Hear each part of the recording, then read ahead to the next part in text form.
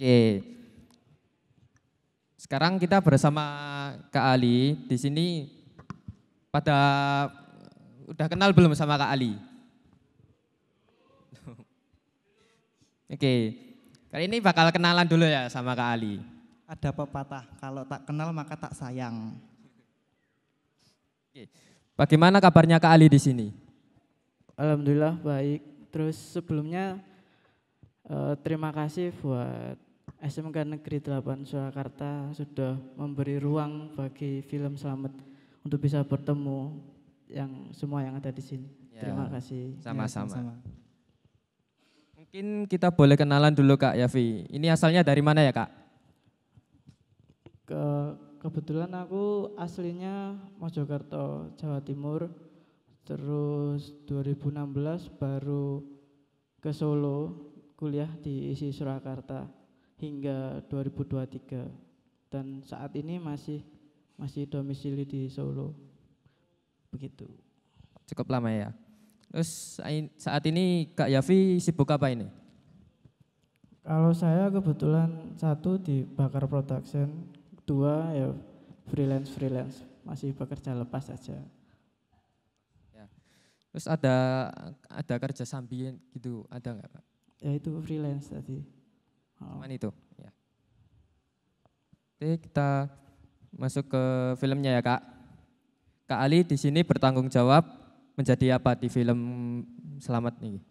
Kebetulan karena ini lingkupnya kita di sekolah ya, makanya ketika ditawarin Bu Erika mau film apa yang diputar, kayaknya kok lebih tepat Slamet ya. Masalah itu Slamet kan ini tugas akhir kuliahku.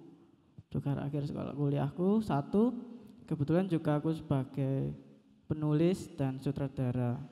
Pun juga dalam tanda kutip karena ini tugas akhirku bisa dibilang aku juga produsernya. Kan keuangan dan sebagainya macam dari aku. Oh ya. Terus Kak Ali membuat film berjudul Slamet ini terinspirasi dari mana Kak? Satu, dosen saya selalu bilang bahwa kalau bisa segala sesuatu lahir dari yang dekat-dekat kita dulu. Kebetulan Slamet itu ide pertama banget, kepekaanku pertama itu ketika melihat mbahku. Mbahku itu udah sepuh di Mojokerto, sakit mas, sakit, hidupnya cuman di kamar gitu. Terus karena nggak bisa, kan lumpuh kan, karena nggak bisa ke kamar mandi, jadi kadang ngeresul loh, kok aku mati-mati toh. Nah, mbahku kadang ngono kuwi mas. Terus dari situlah akhirnya diangkat, terus direpresentasi, terus aku riset lagi, dibumbu-bumbui, akhirnya jadi seperti ini. Gitu sih. Ya. Terus satu dari mbahku, terus berkembang lagi aku ketemu Mbah Sleng. Mbah Sleng itu kebetulan kan dia anggota Persaudaraan Setia Hati di Purwodadi lah. Menariknya setiap satu suro itu ada ritual untuk mencuci kain kafan. Akhirnya diimplementasikanlah ke dalam film ini.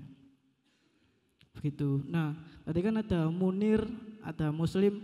Nah, mbahku itu namanya Muslim. Mbahku cowok namanya Muslim sing gersulo mau. Nah, iya. yang Munir kuwi mbahku cewek. Makanya tak jadikan satu Munir Muslim. Terus yang cewek tadi kan namanya Siti, Mas. Nah, Siti ki buku. Oh, Siti ibu jenengan. Makanya beberapa hal di film ini sebetulnya ya apa yang ada di dekatku sih. Begitu. Terus proses produksinya memakan berapa lama ini Kak? Kebetulan karena ini adalah tugas akhir, terus pasti ini buat sharing sama teman-teman ya. Tugas akhir satu, kita kan minta tolong ke teman-teman yang membantu kita. Maksudnya kan nggak ada insentif buat mereka yang kru ya. Terus dua, lokasi juga. Tiga, pemilihan setting. menariknya dari Selamat ini idenya udah ada, terus kan aku belum jadi skenario itu, tapi aku udah menemukan setting lokasinya. Kebetulan kan dulu aku sempat bikin film dokumenter di daerah Sangiran, terus di salah satunya di setting rumah itu, akhirnya masih kerekam, tak kunjungin lagi. Nah setelah tak kunjungin jadilah skenario. Kenapa? Karena ya satu, tugas akhir, kembali lagi manut pemerintah, efisiensi. Jadi syutingku cuman 2 hari, terus makanya beberapa set ada yang 3 scene, 2 scene, itu efisiensi sih Mas. Begitu. Terus pemainnya juga seefisiensi mungkin 3. Sampai berlebih itu ya. Terus tanggapan kakak gimana? Udah cukup puas sama akhirnya, hasilnya? Tanggapanmu justru aku pengen ngerti tanggapanmu Bi. Tanggapan saya bagus filmnya. Kayak kesan emosinya dapat. Emosional banget gitu. Kenapa bagus?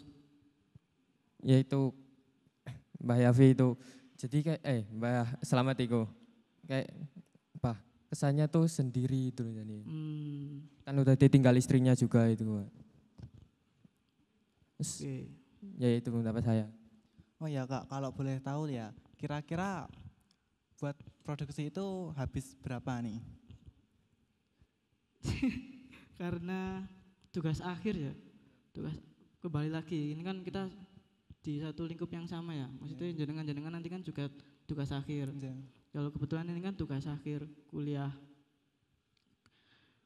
Awalnya memang kan aku sama produserku ya, yang memanage uang kan produserku, tak kasih ke produserku 20, tapi tak save di aku 5 buat misal ke teman-teman butuh apa, aku kan pengen nyervis Mas, karena yang bisa diberikan ke kru, karena kita nggak bisa ngasih insentif, kita ngasih servis. Maksudnya teman-teman datang latihan apa teman-teman survei ke lokasi itu sama aku nggak boleh pakai motor, maaf ya nun sewu, karena apa, aku pernah pengalaman Mas, naik motor jemput pemain hujan, terus pemainnya sakit. Lah aku seneni toh. Lah aku belajar dari situ Mas. Ketika survei ke Sangiran, ini kebetulan syutingnya di Sangiran. Syuting di Sangiran naik mobil. Aku nggak mau ada yang sakit karena kehujanan. Nah pemain dari situ udah diservis. Pun akhirnya kan 25 itu banyak bantuan juga sih Mas. Misal rental alat juga diskon. Terus pemain juga ada negosiasi, banyak hal yang akhirnya karena jaringan ya, relasi bisa direduksi lah, enggak yang bengkak banget. Karena pengalaman kalau isi itu rekor ya Mas, itu masih dipegang temanku yang syuting di Madura 100. Sebenarnya bisa kelompok Mas, nah ini sharing ya, bisa kelompok. Aku ditawarin temanku TA kelompok 2 orang. Tapi menurutku 2 orang itu akan sok enek perdebatan. Aku gelem enek kemungkinan 3 orang masih enak ya Mas, bisa voting loh. Tapi paling enak tetap 1 orang. Maksudnya kan biar enggak kesuwen, misalnya kita konopo langsung tak bypass di aku kan bisa. Bisa kolektif sih Mas, bisa berkelompok. Tapi kebetulan aku memutuskan sendiri karena belajar dari case-case teman-temanku yang udah TA. Begitu. Oh ya kalau boleh tahu itu krunya dari kenalan terdekat atau emang cari yang profesional? Kebetulan aku percaya bahwa elaborasi itu penting ya Mas. Elaborasi penting bahwa ketika misal ini kan aku baru kenal jenengan, sok ben ADW berkolaborasi pun ya iso. Satu memang kalau chiefnya udah tak bidik, oh chiefnya ini. Terus kalau krunya aku pasrah ke chiefnya. Berarti kan kita bekerja kan kadang jenengan punya tim sendiri ya pun jenengan serket sama tim sendiri ya udah tak pasrah ke. Tapi beberapa ada yang harus masuk, misal PKL dari Bakar harus masuk. Beberapa kan ada yang PKL dari Bakar. Gitu sih Mas. Jadi satu chiefnya dari aku, krunya bisa dari aku atau dari chiefnya, 3 stok PKL Bakar harus masuk. Oh, siap. begitu. Oke, seorang sutradara nih, kesulitan apa yang dialami saat memproduksi film tersebut? Kebetulan segala sesuatunya itu aku menganut sistem demokrasi ya Mas, dalam arti misal ini naskahnya udah jadi, blueprintnya udah gini, terus pertama kan kumpul kru, terus kan script conference itu kita kumpul kru sama baca naskah dari awal sampai selesai. Lah itu udah ada bentuk penawaran dari teman-teman, ini possible nggak kayak gini, misal direalisasikan, oh possible ya, gas oke. Berarti kan udah selesai sama kru, tinggal yang sama pemain tak tawarkan, gini piye mbah, si aku ora penak ya penakmu piye coba, ngene piye, oke ketemu detik gitu gas. Yo akhirnya karena demokrasi ya kita sedok menurunkan ego sithik, karena kan apa yang kita lihat baik belum tentu dilihat orang lain baik toh Mas. Yeah. Nek menurutku paling penak nge film demokrasi. Begitu sih. Terus kendala, kebetulan nggak ada kendala yang berarti, lokasi aman, semua aman, terkendali. Ya, berarti semuanya aman terkendali kalau dalam produksi ya. Ya, Terus Mas. itu tadi menganut sistem demokrasi, berarti itu semua dimusyawarahin ya. Bener. Kalau boleh tahu kasih tips dan trik agar agar teman-teman di sini bagaimana melakukan proses produksi yang baik dan benar sehingga film atau karya kita jadi lebih maksimal, itu gimana Kak? Paling satu menurutku ya Mas, mesti bisa berkembang dari masing-masing monggo. Kalau menurutku aku tarik dari beberapa aku bantu proses gitu ya. Satu, ya mengenal tim karena kan kayak bikin film ini kan kita memanajemen banyak orang ya, dalam arti sama jenengan kan banyak orang, memanage SDM, terus paham teamwork, kerja tim. Nah ketika itu teamwork terus ditarik lagi demokrasi, ditarik lagi jadar posisi, terus menurunkan ego biar nggak ada cekcok. Kalau aku sih lebih baik proses praproduksinya itu panjang. Jadi segala sesuatu itu tidak diperdebatkan ketika proses produksi. Jadi produksi ya wis enek perdebatan tapi tipis nih Mas. Jadi cekcokannya diselesaikan sebelum produksi. Jadi produksi kita ngoyak 2 hari ya wis, diharapkan 2 hari selesai. Karena kalau belum ada sefrekuensi sama tim, aku pikir produksi ini ya di crowd.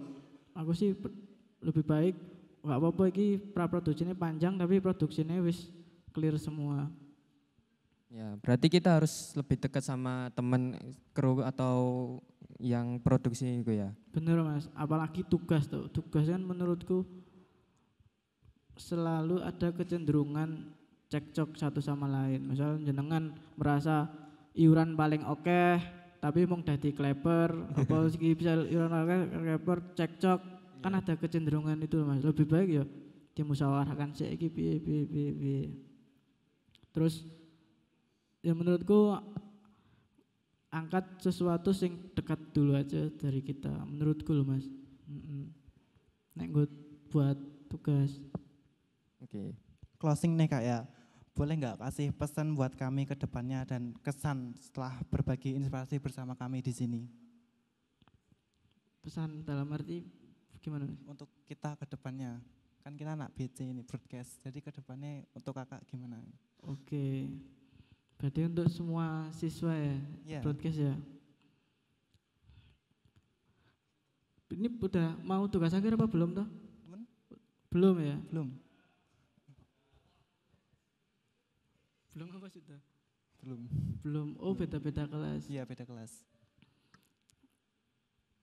Ya berarti melakukan tugas sebaik mungkin, terus benar-benar memahami apa yang disampaikan guru. Terus menurutku banyakin referensi Mas, mesti referensi menonton ketika senggang aja nonton apa. Karena kadang kayak film itu menurutku ya Mas, film ini satu dari apa yang kita pernah rasakan sama apa yang pernah kita lihat. Oh, anjir. Misal jenengan sering ngafe, sering banget. Iki mesti sok ben gawe film enek nongkronge. Nek jenengan misal katakanlah urung ning kuburan, kadang kan ora kebayang ning kuburanku koyo piye ya. Gitu sih Mas. Berarti menurutku ya mumpung masih sekolah ya berkelana sih ora apa-apa kemanapun. Karena nek ngoyak ya balik meneh Mas. Maksudnya untuk ngoyak yang idealnya SMK ya itu dioyak sih. Enggak usah mulu-mulu sing ning kampus sih. Karena kan step by step. Oh, siap. Begitu. Oke, mungkin cukup sekian yang kami tanyakan. Terima kasih Kak Ali. Terima kasih. Terima kasih yang atas ilmu yang disampaikan. Semoga bermanfaat untuk teman-teman ke depannya ya. Oh ya, dari teman-teman ada yang tanya enggak? Ada teman-teman ada yang mau tanya enggak? Ayo, mumpung ada di sini saudaranya. Ayo yang angkat tangan maju. Maju sini.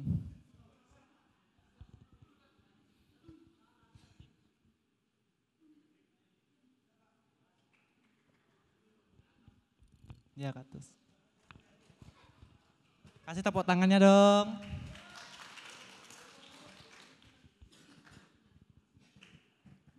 Tes. Sebelumnya perkenalkan nama saya Atala, Mas.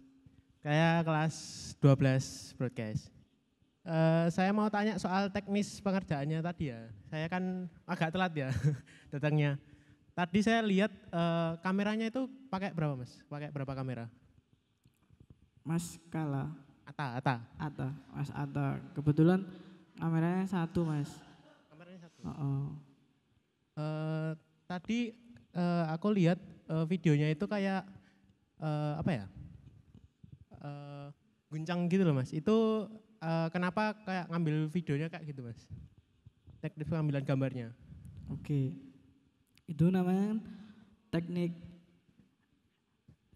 teknik shaking.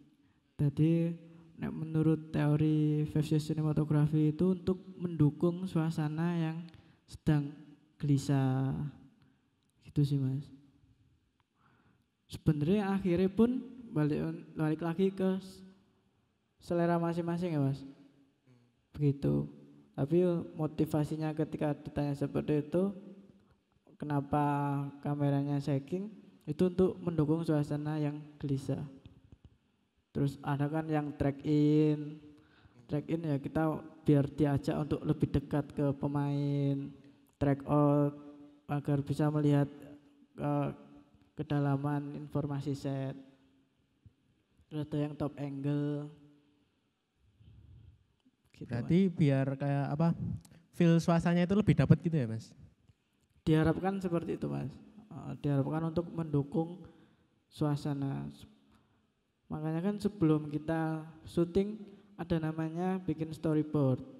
Oh ini shotnya nanti segini biar enggak terlalu gemuk, biar efisien. Shotnya berapa, itu nanti kita bikin bareng-bareng sama sinematografer. Untuk teknisnya itu yang mikir Mas siapa? Mas Ali ya, itu yang mikir Mas Ali atau kameramennya? Pertama kan naskah udah jadi ya Mas, naskah kan blueprint kita. Nah, sebagai sutradara pasti bikin director statement, filmnya mau ngomong seperti apa, sama director treatment. Semua unsur yang ada dalam visual ini namanya mise en scène. Nah itu dari sutradara dulu, terus diflorkan ke kru. Nah, sebelumnya pun sutradara bikin director shot.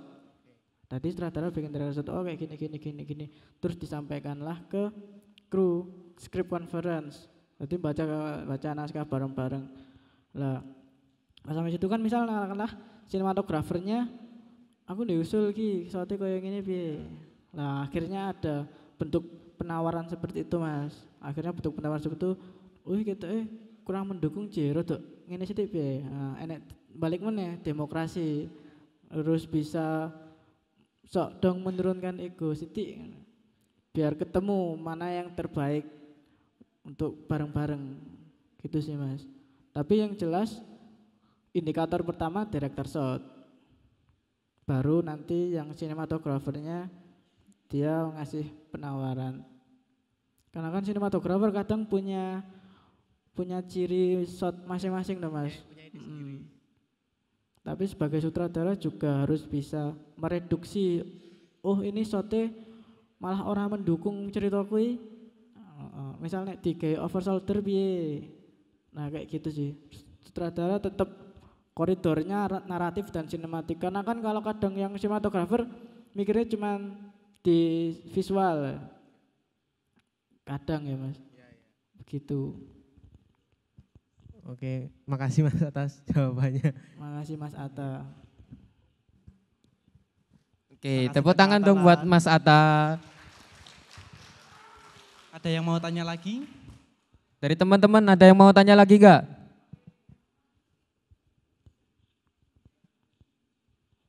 Ayo. Sepertinya nggak ada ya nih. Ya sebenarnya nggak ada ini. Udah pada lapar ini kayaknya. Oh itu Oke, ada. Pak. Ya Mas persilakan, kami persilakan.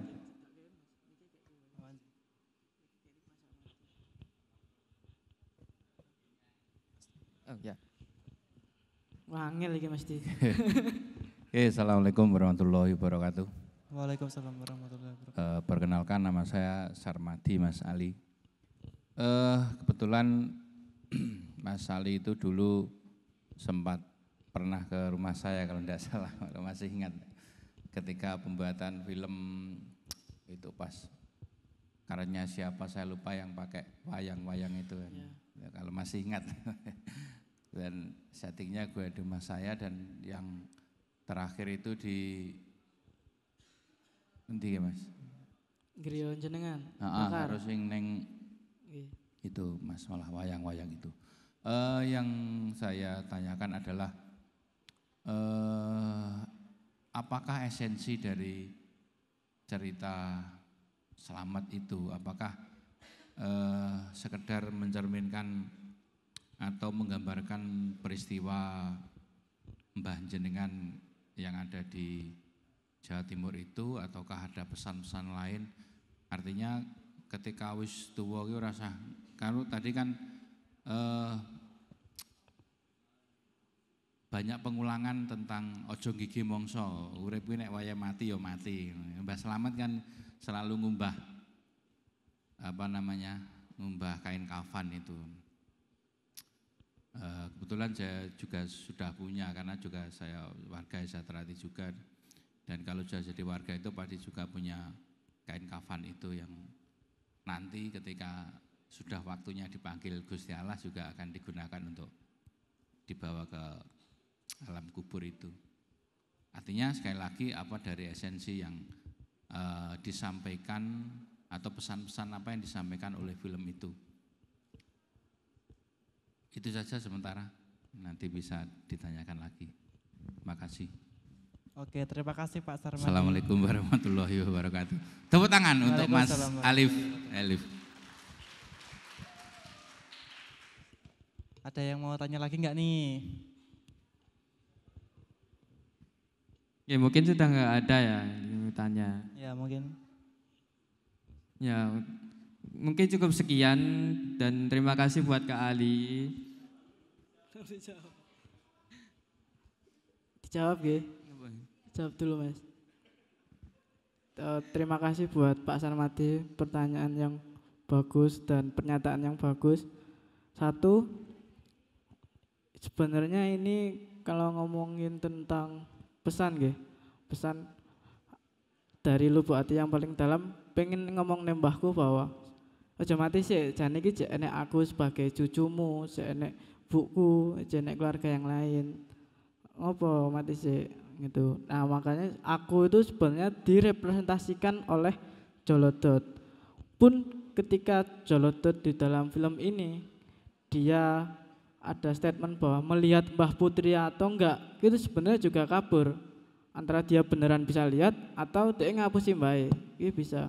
Tapi kalau menarik lagi bahwa karena film ini awalnya adalah karena merasa kesepian, sebenarnya yang dilakukan Mbah Slamet tadi itu hanya medium yang dilakukan oleh orang tua. Sebenarnya mediumnya enggak harus itu. Misal katakanlah ada orang tua yang cuman duduk di luar agar dia enggak kesepian. Kalau yang dia ngumbah kain kafan itu kan cuman medium. Tapi film ini balik lagi ke yang karena merasa kesepian. Baik wis tua wis kesepian, dia mung uripe ora nyenyak karo putu-putune karo anake wis ora nyenyak, dia pengen meninggal. Gitu sih. Jadi film ini sederhana sebenarnya, cuman kesepian seseorang di masa tua. Gitu. Kebetulan sebelum buat ini juga aku riset ke Pak Joko Aswoyo. Pak Joko Aswoyo kebetulan kan dia udah purna dosen di ISI. Saat ini dalam tanda kutip memang secara materi tercukupi, tapi secara batin dia merasa bahwa anak-anak sama cucunya itu enggak ada buat dia. Makanya dia bikin ruang di Mandala 9 Sana Karanganyar.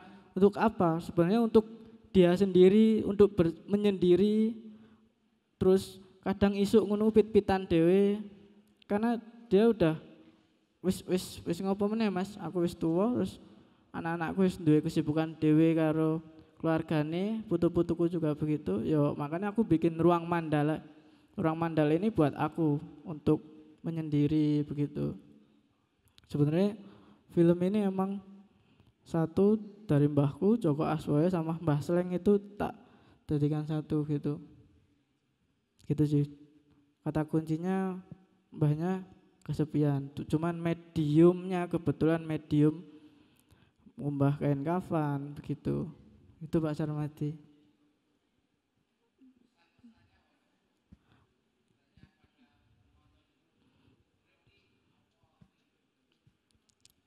Kalau pesan dari Slamet paling satu, balik lagi dari dialognya Siti, jangan gege mongso, jangan pernah mendahului kehendak Tuhan, karena pasti Tuhan sudah memberikan rencana terbaik versi Tuhan, karena belum tentu juga menurut manusia. Paling itu. Kedua, apresiasi segala bentuk usaha dari lingkungan terdekat. Misal kayak cucunya ngapain diapresiasi. Bentuk kasih sayang itu sebenarnya ada untuk kita semua. Tapi kadang manusianya aja yang kayaknya enggak deh, dia enggak sayang deh. Kadang manusia yang membatasi. Begitu sih paling Pak yang ingin disampaikan. Selamat. Oke, makasih ya Kak Ali. Semoga ilmu yang diberikan bisa bermanfaat untuk kita semua. Baik teman-teman, kita telah memasuki penghujung acara ngaji film kali ini. Terima kasih atas perhatian teman-teman semua. Semoga kegiatan kita kali ini menjadi berkah untuk kita bersama. Setelah ini kami akan menyiapkan sajian untuk berbuka puasa. Bisa diambil di lobi dengan tertib dan rapi ya. Saya Diadra dan rekan saya Rizal. Mohon pamit undur diri. Mohon maaf jika ada salah kata atau perbuatan yang disengaja maupun tidak disengaja. Sampai jumpa di acara broadcasting selanjutnya. Wassalamualaikum warahmatullahi wabarakatuh.